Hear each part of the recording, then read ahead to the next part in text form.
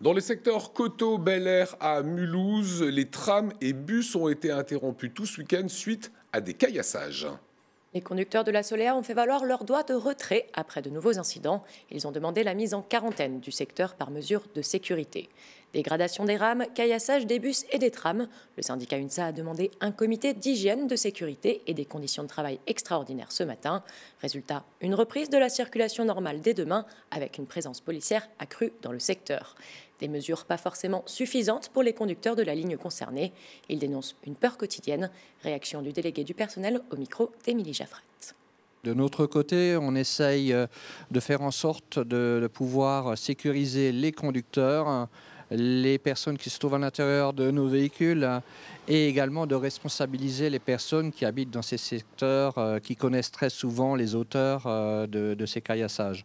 Donc il est vrai qu'on demande à ce que cette quarantaine soit mise en place, mais qu'elle ne soit pas trop longue pour ne pas trop pénaliser les gens qui sont sur place, mais également que la direction informe les conducteurs qui, eux, peuvent se mettre en sécurité s'ils se sentent vraiment menacés.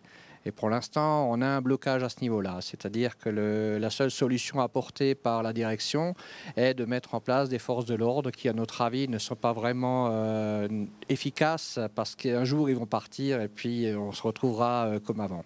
On a beaucoup de conducteurs qui effectivement partent la boule au ventre et vont les travailler plus particulièrement dans les secteurs à risque. Ce n'est pas que Coteau, il y a d'autres endroits.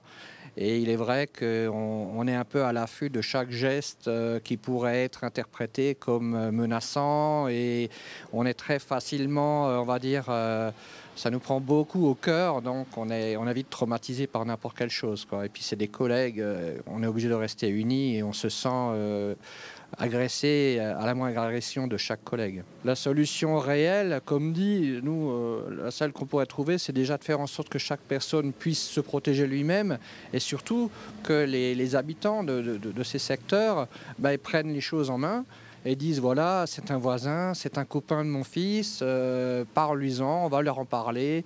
Écoute, ce que tu fais, ça m'impacte aussi moi, je suis obligé de marcher et c'est pas normal que ces gens-là qui font leur travail, tu leur balances des cailloux dessus.